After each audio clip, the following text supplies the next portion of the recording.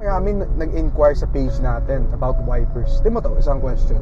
Tinatanong niya, how do you know when you need to replace your wiper blades? Saktong-sakto rainy season na. So talagang palitan talaga ng wiper ngayon. Maraming signs actually na makikita kung kailangan mo nang palitan yung wiper. Number 1, magkakaroon ng wiper streaking. So kahit anong wipe mo dun sa windshield mo, may naiiwan pa rin na water. Then yung next sign is kapag nag-wipe ka, may marinig ka na parang sound. Actually parang tumatama na yung rubber niya doon sa windshield.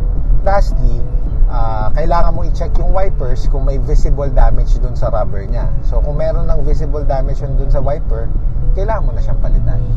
Maraming nagtatanong din kung madali ba magpalit ng wipers. Ang kagandahan kasi pag ikaw nagpalit ng wipers, makakasave ka ng time and money. So tara, gawa tayo ng video. So tara, let's go.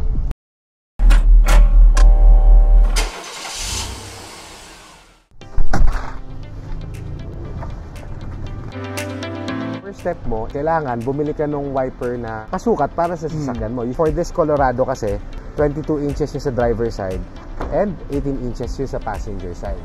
Iaangat mo tong wiper blade. So, pwede ka naman mag-start dun sa kabila, pwede rito. So, number 1 is, tatanggalin mo yung connector. Usually, ang wiper is connected via the connector dun sa wiper arm. So, yon, tatanggalin mo lang siya. So, eto, ang lock is nasa ilalim. Then, you pull. Ayun. So, natanggal mo na yung luma. So, be careful ha. Kapag nagtatanggal ka ng wiper, yung wiper arm kasi is may spring yan. So, it can go down again, tapos mabasag yung windshield mo. So, eto yung pang driver side neto. Ayan, yung bago. So with this wiper, sa AC Delco wiper kasi, ang stock na nakakabit sa kanya is hook type. Kung makikita mo, hindi hook type yung gamit dito sa Colorado. It is a MTPB2. Kailangan mong tanggalin yung adapter nito. Ang kagandahan sa AC Delco, meron siyang kasamang mga adapters for different cars. So yun nga, hanapin mo dito kung ano yung adapter na para sa'yo. So in this case, sa Colorado, ito yung wiper na adapter para sa kanya. Pwede mo siya i-check kung mag-fit ba. So, ayan o. So, it is a fit. So, ito yung gagamitin natin. So, para magamit natin siya, meron siyang base. And kailangan mo ikabit to dito sa base. Ayan.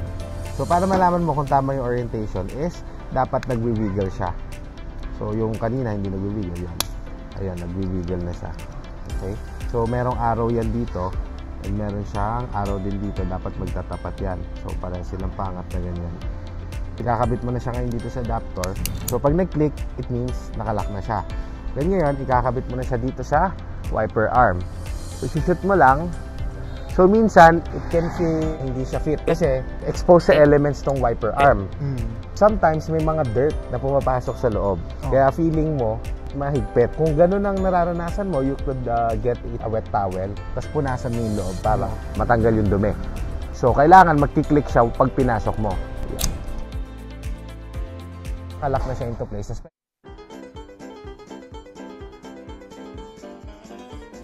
Ganun lang kadali, di ba? Di pa tayo tumagal ng 5 minutes.